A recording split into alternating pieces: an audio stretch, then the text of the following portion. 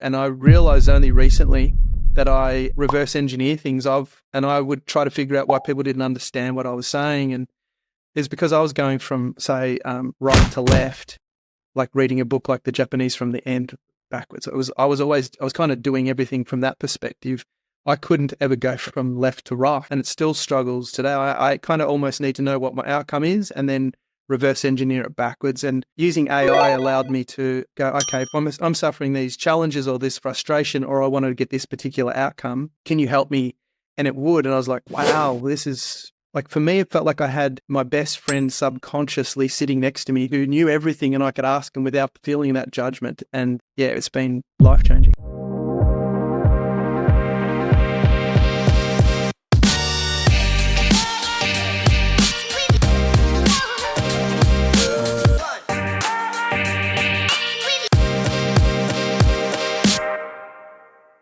Hey guys, welcome to another episode of More Clients, Less Effort. I am joined by the amazing Scott Baker today. Scotty, mate, welcome to the show. Thanks, mate. Very glad to be here, both of us in this chilly environment, you in Canberra and myself down here in the lovely Mornington Peninsula. How cold's it down there? Oh, it's a bit warmer than Canberra, isn't it? Mostly by a couple of degrees. Yeah, I think, it's maybe 8. It was like, I think it was 8 to something today. I'm not sure, I've been inside all day, but it was too cold this morning. Yeah, well, I think the weather is lovely from inside my double glazed windows.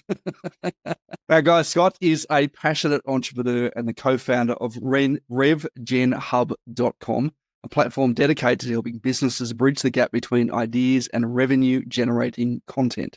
He's a seasoned entrepreneur who walked the walk before he talked the talk. Scott once wrestled with turning brilliant ideas into content that attracted dream clients and drove revenue.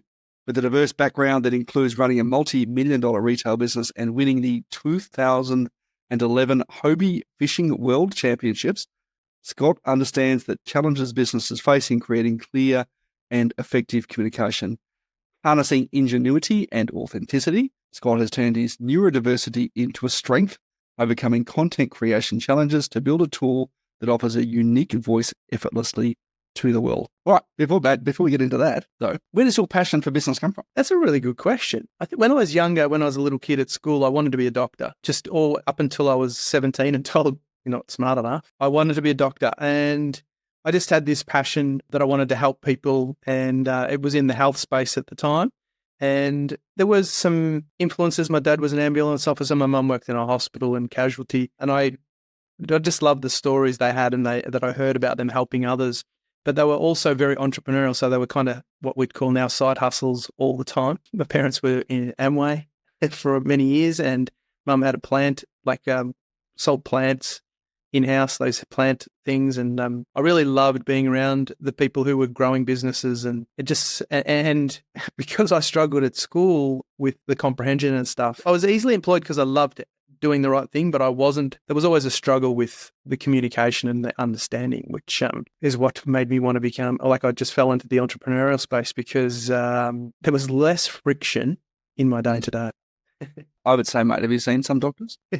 Well, I had a good friend of mine who were both very similar at school, and she realized she got diagnosed, and then later she became a doctor, and I found out recently that I'm actually not necessarily not smart. It was just my interpretation of the way the world was getting ran at the time. Well, the way the structure of the learning was, I was probably just before the diagnosis, but people were aware of what was going on, and I was late diagnosis as an adult anyway. But I look back now and I see that the support that the kids are getting is open to learning differently than the structure that I was. Yeah, I think for many years I was the same. I didn't do well at school. And I think many entrepreneurs don't do well at school because they sort of try to put you into this box or this framework that works for some, but not for other people if we learn in a very different way. In fact, I was just having this conversation just this morning with someone about saying, I'm thinking of doing a degree, what should I, but I'm not sure that I really want to.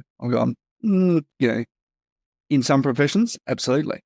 But in others, possibly not as important as maybe we once thought it was. And, do you want to burden yourself with all that student debt? Yeah. Well, it's interesting. I made I had contemplated going back to school and doing things, but it terrorized me in terms of, I think I was just saying to you before we jumped on the call, I applied for some business awards that were coming out, and the thought of doing that in the past without a tool like AI to assist, I just wouldn't have done it. Like, it would take me so long, and then I would have had to read over it so many times. I would have felt this judgment of it. See, you can't write, you can't spell, your grammar's terrible. Whereas I can have an idea and put it into my tool and spit it out and go, wow, I love that.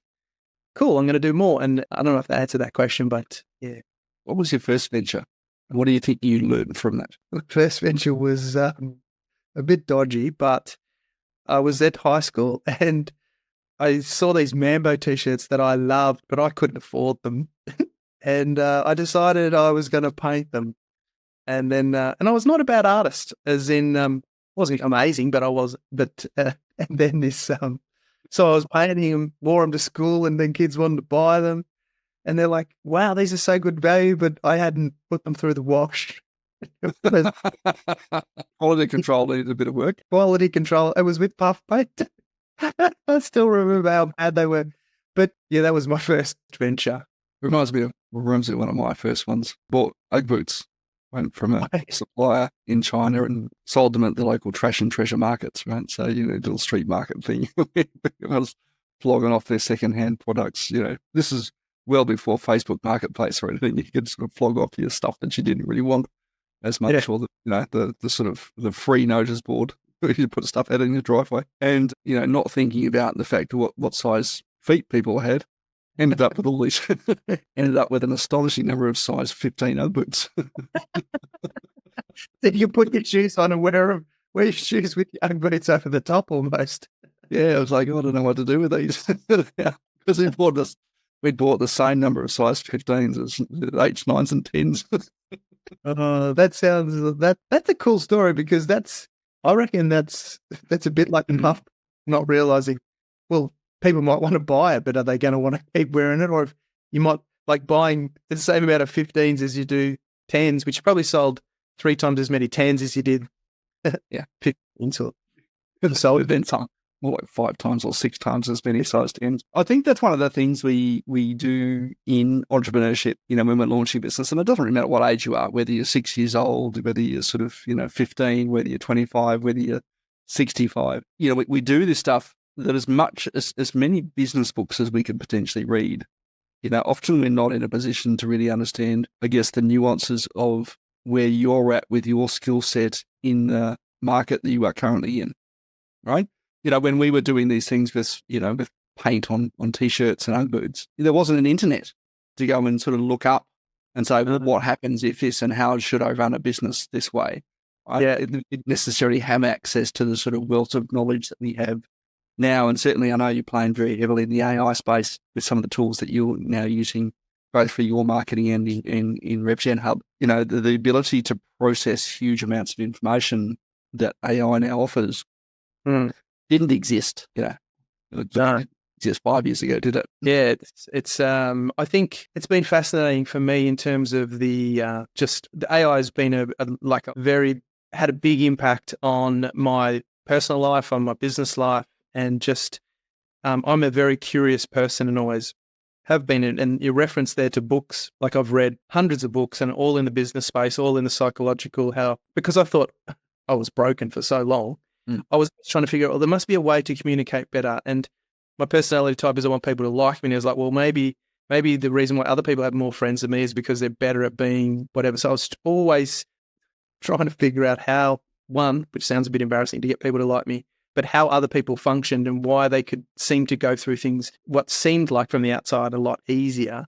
But your reference to the books too is that you can only read and absorb them based on the space that you're in when you're reading them. And if you're reading them and then applying them, that's fantastic. But if you're reading them with the anticipation to apply them down the track, you're just kind of hoping for the best, because unless you're in that space, they're just, and when you look back, some of these people have written these books that hadn't actually done those things. They were just talking about their opinions on it, which can be a little bit of a letdown if you assume that someone else has actually done it. You read the book, but it's their opinion on that particular topic or something. Yeah. What's been the biggest change for you from an AI perspective? What do you think the biggest benefit to a business owner is? For me, it's been, and it's been this with a lot of my clients too, is like self-esteem and self-worth, in that I used to spend hours on an email and then read it, try to comprehend it, and then not quite understand what was the requirement of what the email wanted.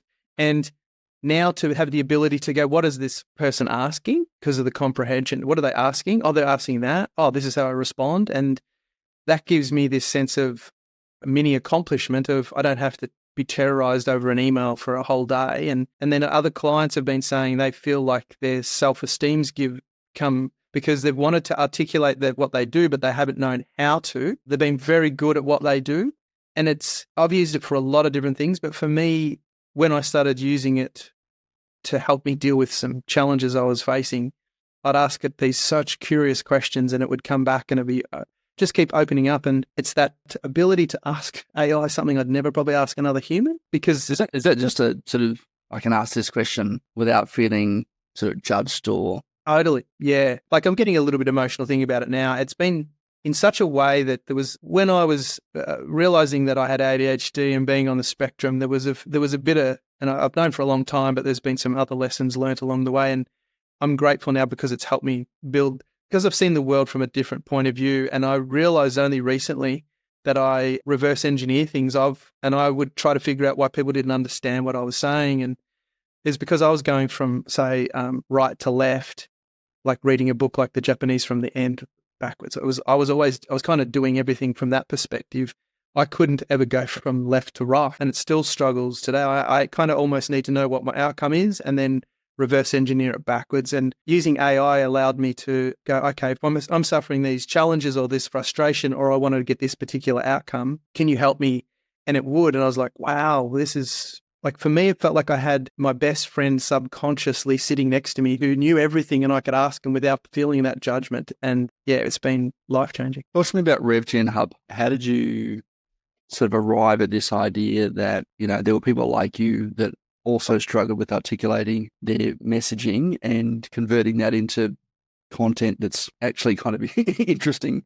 Because there's so much content out there, and a lot of it now is AI driven, which is just kind of more crap. AI, it's that ChatGPT and Claude and Gemini and all the other versions of this that are coming out now have made creation of content significantly easier, right from us as business owners to writing legal briefs, which I don't necessarily recommend.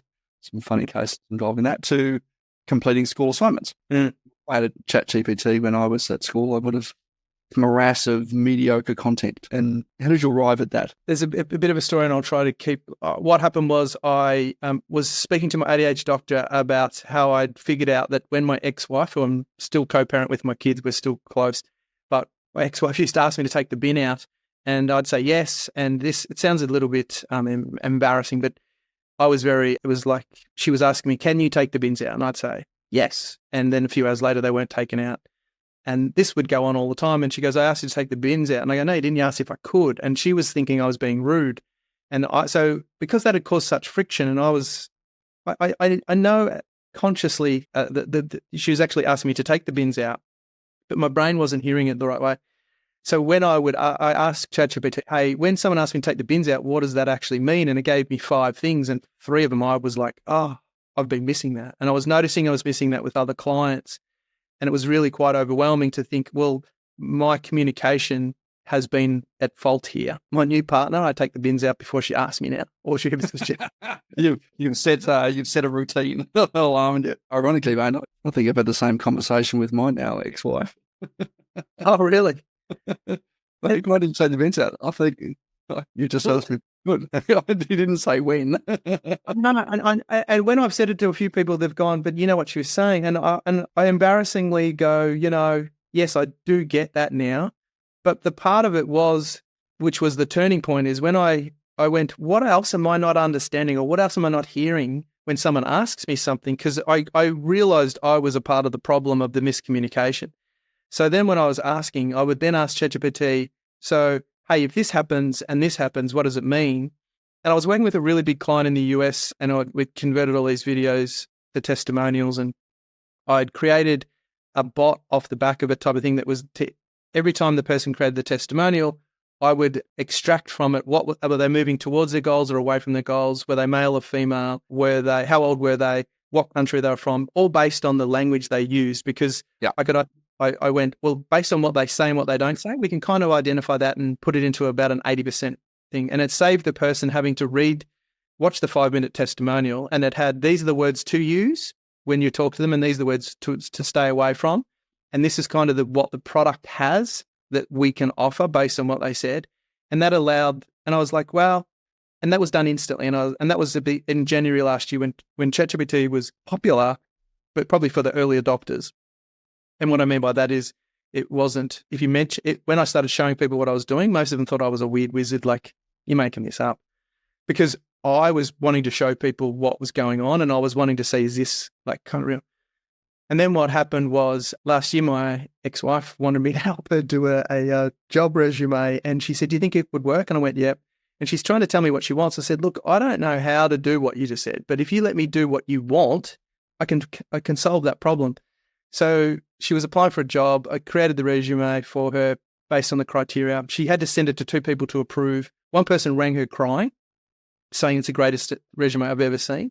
And this person's been in the game for a while, and you'll find out what they do in just a second. Yeah. But the part of it that blew my mind was when I'd said to her, what I want to incorporate into this is the lived experience, because part of the application she was doing was with ADHD. And I said, you need to say your ex-partner or your ex-husband's got ADHD, your children, 2 of them. And then, so you know what it's like to be a parent, you know what it's like to be in a teacher's thing, and all these things. And that was all incorporated into the test, into the thing. She then went to the interview, and then they said, it was really good. And then the irony of it all, though, is that I failed English, and this is for an English teacher's job.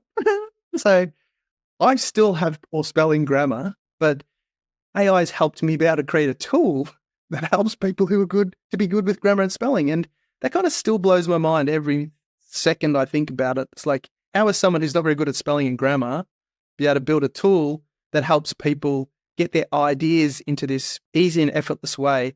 And our tool is, the way we built it too, is that you can talk into it. So you don't have to write text. You can do a video and audio. So audio works really well when you answer 4 quick questions. And from those 4 quick questions, it creates an ability for you to communicate really fast. And people on the spectrum who use it are often either squealing, crying, or just beside themselves because they've never heard their voices come to life. It's one of my favorite things, seeing that happen. And what had happened was, when I told my doctor that I was looking at it from that perspective, I'd built a mock-up, and he said, if you've come up with something like that, that's going to be very effective for people with ASD. And I didn't even know what that was at the time, really. And it's on the autism spectrum. But I was like, I think it's better for maybe ADHD. And he's like, nah. And then from that, he said, there'll be other people who will benefit from this. And you asked me originally, how did I know that was the case? I actually thought, I was embarrassed and thought I was one of the few people. Like I know, like I didn't ever. There's a lot more than you think, right? A lot more people like you than you really think.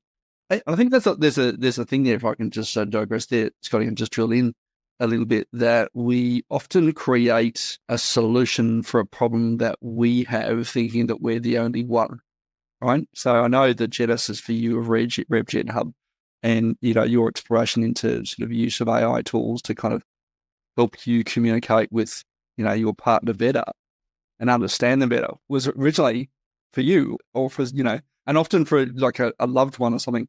My own genesis for wanting to do what I do in marketing is I kept looking around, and I'm in a public service town, right? 50% of the population work for the government, and the next 25% of people work for organisations who are providing services to government or associations, right?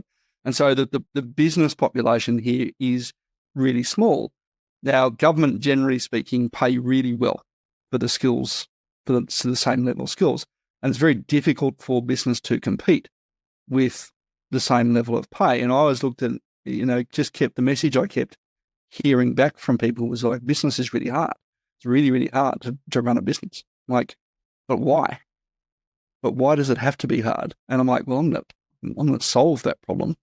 How do I solve that problem? And for you, it was like, I'm going to solve that problem for me and helping me communicate to other people. And everyone else has gone, inadvertently, you might discover something that hundreds of, if not thousands, if not tens of thousands of people can go, that solves the same problem for me. And that really is the genesis for a lot of business ideas. Yeah, everything you said then, you could see me nodding my head in that. Recently, I was showing it to a group of people, and these are people I really admire and respect that have known for quite a while. And a couple of the men pulled me aside afterwards and said, "I'm the same as you." And I was like, "What?" Like, I couldn't even. They were like, "Yeah, I struggle with that." And I'm like, "But," and they're like, "Yeah, I fuss over things for so long, and it really frustrates me." And then I started going, "Gosh, there's so," like you said, it was like the thing I've been hiding from the most and embarrassed about was what I had some such synergy with so many people that I really liked, and I hadn't. It was kind of like, there's a saying like the only way out is the only way in, or the only way in is the only way out, or something. It's like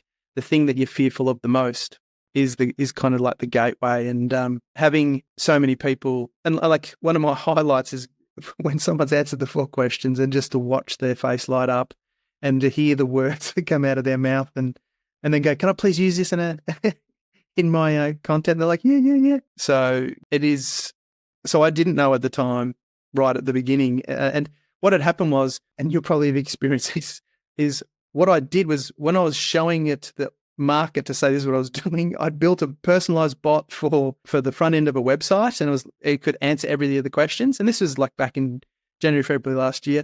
And then I built a bot that was the marketing back end, so that if you needed it for marketing. And then I built another one on how to answer all the answers. If you were wanting to find out anything about a video testimonial, there was a bot for that. And it was just too much. And now we've gone back to just creating not even a bot that does all those things, just our one can help do social media effortlessly, and can help do a lot of the other things, but it's a behind the scenes marketing version, not the 10 different things that I had that I thought, because, let's talk very quickly on what RevGenHub is and does. You mentioned there's 4 questions that someone answers about their business and the problems they solve and their, it's thing they're trying to fix, right? And that then turns it into, through a bunch of kind of AI, into content and images that you can use on social media. Is that right? That's probably the quickest way. And the questions are, you don't even need to think about it. It's like, why did I start my business? What breaks your heart about the industry? I can't remember them off the top of my head, but they're very simple. It's things that you can shoot off the cuff that you don't have to prepare for. You can give less than 30 seconds and the output will be fantastic. And if you can put up to 5 minutes audio on each of the questions, or you can put in a lot of text. And if you do text because you like writing text, that's fine. The ones that people seem to light up most about are usually the ones that they do in audio, because it captures the essence. The goal of what we wanted to do was, say you're a plumber, you need social media. You want it to sound like you want it to be authentic, and you want it to capture the audience's attention of people who've got a problem with their plumbing. So what we've automatically done is we want to take out any of the knowledge you need with AI and just go, "Hey, I'm a plumber. This is what I do. This is why I do it." And then when they get to see what the content is, it sounds like them to their target audience in seconds, so that, one, they don't have to learn AI. We want it to be less about learning how to become a plumber or an electrician, and just, "Hey, I want to turn the tap on to get water," rather than learning how to do all the bits and pieces in between. Yeah. Because everyone's so busy, and I wanted to skip the prompting, even though I love prompt engineering, and I'm obviously pretty good at it, because the build out that we did, we've got a CTO in the US who's built out the platform, how we've got it now. But it was run on Bamboo, Zapier and elastic bands up until then. What elastic bands and half-chewed gum sticking it together. Yeah.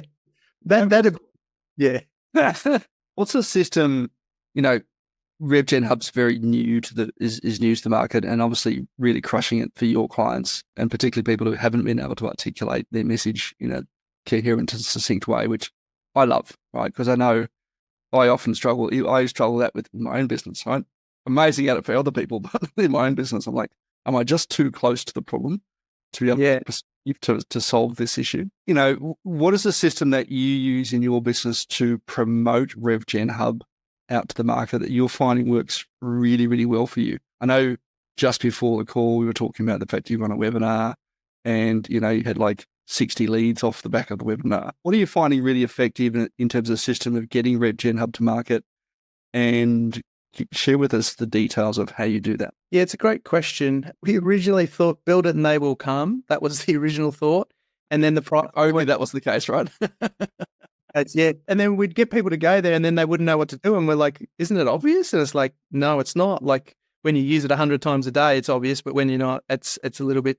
So originally my media goal, I used to run a retail business selling into Woolies, Big W and Kmart. And we used to do these like infomercial type products. And I had an amazing group of guys working for me. I had up to 30 at one particular point in time. And as of last week, my number one sales guy who worked for me for 7 years is coming to work with me again. And I'm so excited. He's just he's an incredible guy.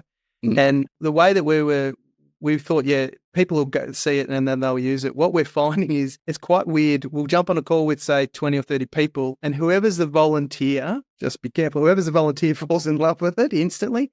And they're like, I'm their new best friend and they buy. That's pretty much what happens. But then the other 29 don't see, they go, oh, it's cool, but it's not their voice that's being translated. So they can't kind of get it. But the moment we can get people to have the experience with it, then it works. So to answer your question, we're fairly new. We haven't done any advertising as such. What we've been doing is doing partnerships with, someone did an amazing webinar the other day and had great success, and we thought we were getting hacked because of all the applications, all the people joining straight away. And I wanted to build it in a way too, so that the people who have a great audience, who have similar challenges to what I do, which I found out there's a lot more entrepreneurs have ADHD and are dyslexic and that than the regular population, which I didn't know until only a few weeks ago, is connecting with them so that let them know there's a tool out there, and two, the benefits of making it very cost effective so that it doesn't cost them an arm and a leg to get that out into the market. And one of the most wonderful things that a new client said the other day, we've just done 3 months. We're coming up to the second lot of 3 months worth of content because we'll do 3 months at a time that are like evergreen. So it's like 20, 30 minutes, approve this and it's out and running. And I said, who do you think this is for? And she basically said, who's this not for? And I said, what's the biggest benefit? And she said, we're a building supplies company. And people think we're so big, we're got a full-time marketing team because of what you're putting out there. Couldn't be done unless you had the time and the effort and the energy to do it. And it doesn't cost them anywhere near half a day's work of a full-time marketing person for half a day of 1 month, or maybe a day's pay for one person for the whole month.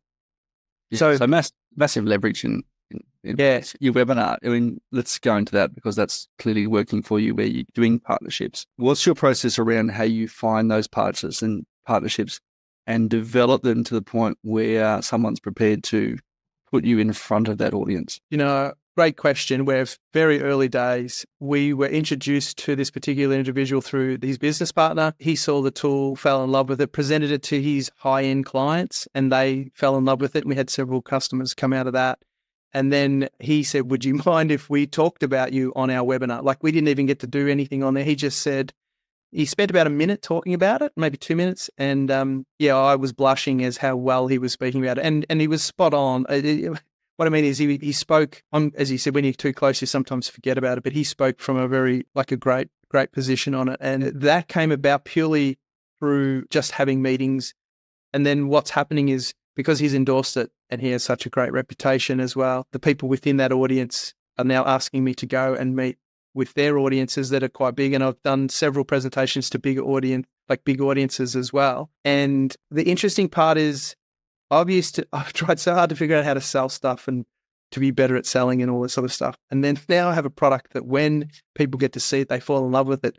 And I need to just stop and let them engage with it, and I'm saying that in that we're trying to build alliances with people who have audiences that would appeal with what we're doing. So there's an element I want to pull out there in partnerships. And partnerships are incredibly powerful and demos. But I think what RevGenHub has sort of done really, really well is there's lots and lots of moving parts.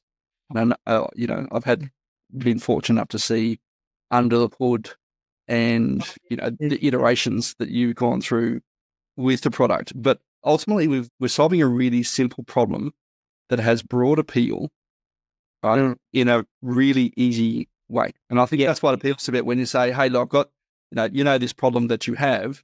We found a really easy way to solve that, right? And too often as marketers, and I say marketers in the broadest possible context, because if you're selling a product or a service, you are a marketer. Sorry to disappoint you, all right? This is the sort of breaking news. You heard it here first. You're in marketing. You just happen to sell a different product. Yeah. Okay. If we think often that if we try to articulate how complex it is, that will suddenly, someone will recognize the value of this thing and go, oh my God, that's so complex. It must be incredibly valuable. And I still laughing because this is like so true, right? Oh my God, if I put more in, it'll be more valuable. But often it's the opposite way, right? And I know there's a ton of stuff that's happening behind the scenes under RevGenHub, but we've simplified it to solve a recurring problem and made it easier to solve that problem. And I think often that's the thing, right? So, what we do now with all the stuff that we do with more clients is that we turn more of your connections into clients, right? Simple as that, right? And there's lots of moving parts to turn connections into clients, but we turn more of your connections into clients. You're at the front end of that is have you got ideas in your head, you're not communicating with everybody. So the problem is you don't have visibility in a way that makes people sit up and pay attention. And here is a really simple way to do that. Yeah, it's funny. You've just kind of described when I used to first explain what we did, people they would just go cross-eyed because I was doing exactly what you said.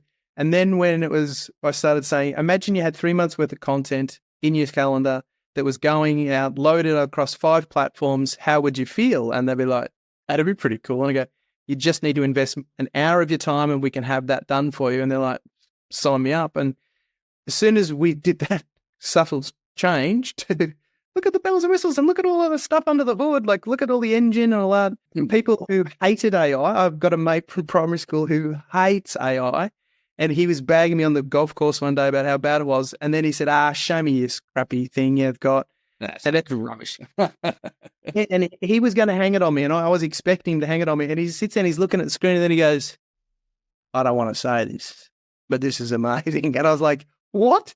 The guy who is the most competitive dude on the planet with me says it's amazing. I didn't even think he wanted to buy it. I just thought he thought it was amazing. He goes, sign me up. I have to have this.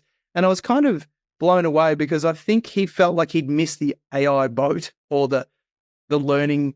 But now he felt like he was ahead of the curve and he didn't have to learn anything. He's like, this is what I want. I don't need, and he has invested maybe 25 minutes and he's got 3 months worth of content and he was posting twice a year up until that point. Now he's posting 3 times a week, he's only got a small audience on Facebook, but he only needs 1 client for the entire year to cover the cost.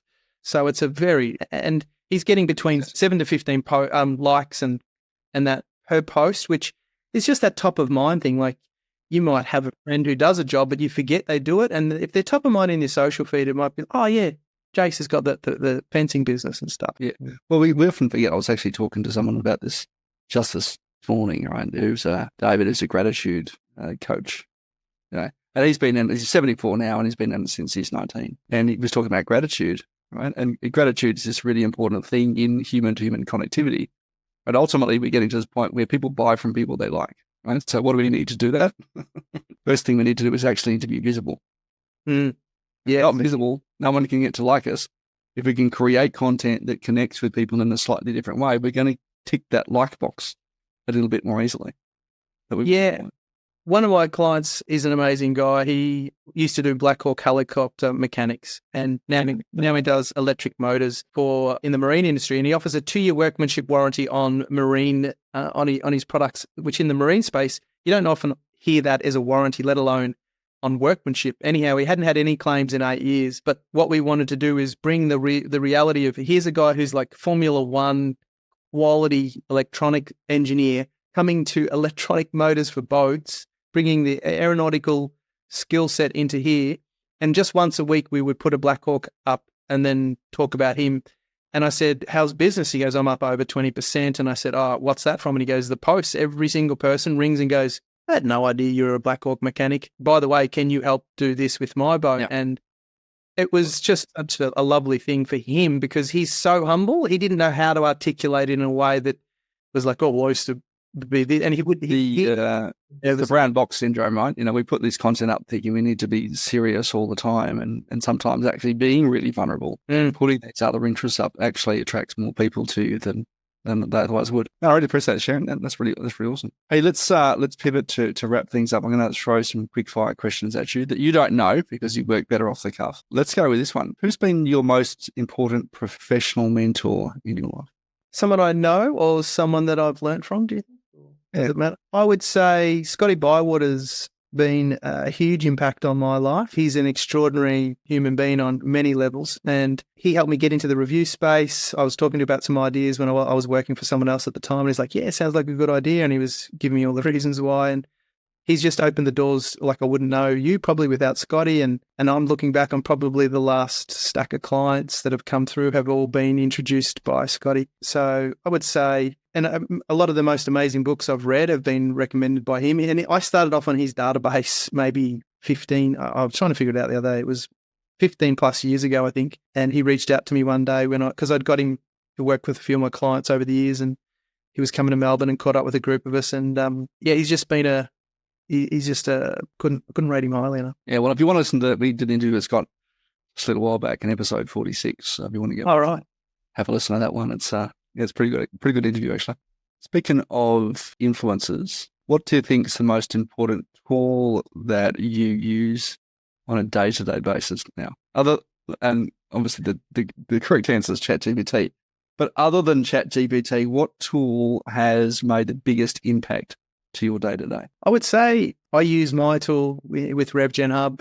Like I would have used it 25 times today with emails, with ideas, with like I was applying for some awards, business awards and stuff, and I would never have applied to them. And at the end I said, this is proof that this tool's so cool, because if it wasn't for the tool, I would never have applied. And how many people don't apply, not because they're not good enough to win the award, but they don't know how to fill out the form. And I know that sounds a little bit basic, but I would have been terrified of. I was terrified until I went, oh, I can ask it some things. I can't really tell. So I love it, and I'm becoming very reliant on it. And if so, I would say that is definitely the tool that I use outside of my Gmail and the chat in that. But yeah, that's the tool. Like I'm on it. At least, I've been on it so much today. It's been extraordinary. What's the best compliment you've ever been given outside of, oh my God, Scott, that's a big fish we're talking about your fishing world championships, of course, not something else. I'd say recently I've had some people that I really admire and respect, like Russ Stevens from the Builders. I really look up to Russ, and he was talking to me about what he thought about the tool, and the way he described it was so lovely, because I don't feel like I have changed in any way compared to who I was, but what might have been considered as, hey, crazy Scott, or he's got loose thoughts and he's always around, out and about. Like, I'm not saying I heard that from people. I was thinking it of myself, but it was like, he's always here and he's always jumping around. And then to come to take ownership of it, and then to hear people like himself and a few others say, hey, this is quite clever. I was like, maybe I've been wrong about how I thought about myself over the years. And so I think that, when you frame something differently, if I've been looking at myself as being, say, broken because I saw the world differently, that maybe I wasn't broken. I was just seeing the world differently, but I was judging it based on the reactions and the outputs that I had been judging it on. So when you have people that you look up to who see you in a particular light, and you haven't changed, you're approaching it from a different angle. I remember when he said it to me when I was in a pub up in Sydney not long ago, and it took my breath away in a way of, hey, I can be me without trying to be someone else, and being me was enough. Which, if you're on the spectrum like I am, that can be a challenge in itself. So I'd say that was it was something that really resonated, and I was incredibly grateful. In your opinion, what's the most important personality trait or strength that someone needs to have to succeed in business? You not give up. I say to my coach, my ADHD coach, I hope you're recording this for the Netflix documentary. Like, I say that as a joke, and maybe it'll come true, but it's more along the lines of, you get kicked in the guts a lot, and lots of things happen outside of your control, but you have, and it seems like it's about just getting back up and continuing on. And regardless of, we can perceive the world as if something terrible happens, oh, that means I'm not on track. But that might be helping you go further on track into a better way. Or something amazing happens, we go, oh, I'm on track, when in actual fact, that's taking you away from something bigger. So the philosophy, I can't remember who it says it, but it's like the Tao, where that when that thing's sitting in the middle, it requires less energy. So it's like being okay with what's happening, but knowing where you're going and just continuing to get up, because you don't know what the setbacks are going to leave space for other good things. And then something good may seem good at the time, but it might be blocking you from other things. And it's accepting them all as kind of gifts or gratitude, maybe in the gratitude space of much harder that sometimes to accept them that way. But being able to look at the world and go, this is where I'm heading. These are the hurdles I'm going to cop the challenges, but not looking at them big highs or big lows, just going, this is part of the journey. That's been very helpful I learned a little bit of that from ChatGPT. But yeah, that kind of philosophical approach of like, in the past, I've had a lot of money and had a lot of time, but I still wasn't settled is what I would say. And you can have lots of things, but if you haven't got that, challenges are going to come up whether you've got lots of money or don't have money or whatever the bits and pieces. And like, I've got a lot on the line for this too. So, I don't know if I answered that. Right. Lastly, what's one initiative on your whiteboard that was not there 30 days ago? It's an uncomfortable question to answer because as I'm talking about all this stuff about content, there is a bit of terror around the judgment of content that's been created. For myself, I love doing it for other people, but for myself, there's this real like judgment and bits and pieces behind it. And what I'm wanting to do and I'm preparing is to do more content, get more out there. And when I hear the feedback from the people it's really amazing. I can't remember the guy who says it, but it's like racking the shotgun. When you rack the shotgun, you want the people who know what the shotgun sounds like. You want to connect with those people. And if me being diverse the way that I am, and if that's the racking the shotgun and that it brings the people to my kind of audience, then fantastic. I don't have to be scared of the people who aren't in that space, supposing that the judging outside of that. But it's creating content in an authentic way and being okay. I don't do well with negativity comments, and when someone has something terrible said about them online, even if I don't like them, I want to kind of help them out. It's like so I'm meant to running on social media side for a bit, and then you get real used to it. Yeah, and that's the part that I'm coming to. Like I'll look at responses that people will give, and I'm like, wow, never in a million years that I thought that was even possible to go to that particular angle. But yes, so that's a personal thing that's very touchy at the moment that I'm working on. Yeah, mate. So I think I'm going to send you one of those shotguns so you can take it out and shoot that little devil on your shoulder that's giving you all those negative thoughts. But we have them, and I think everybody does at every stage in business. And I make the right choices. The bigger your business, often the bigger stakes, to those decisions. I would suggest that Elon Musk and Jeff Bezos don't make decisions without having some trepidation about whether they're making the right one at times. But they just plough forward, right? With that resilience and tenacity and grit that has made them successful and made you very successful as well, Scotty. So, mate, I really appreciate you sharing your insights and advice today in your journey with RevGenHub. Guys, you can check that over at revgenhub.com. I have an affiliate link in the show notes if you want to go and check that out. I think we just attach a bunch of all extra stuff on the end of it. But yeah, if you're struggling with creating content, definitely a tool that's worth checking out. Scotty, thanks again for joining me on the show. My pleasure. Thanks for having me, mate. And guys, if you enjoyed today's episode and you'd like to catch more of them, we've got a whole ton of them over at winmoreclients.com.au/podcast. You can catch all the back episodes. You can also find them on all good podcast channels, Spotify, Apple Podcasts, Google, etc., etc., etc. We'd love a like, a follow, a share, a review if you feel so comfortable. And we'll catch you on another episode real soon. Thanks for joining us.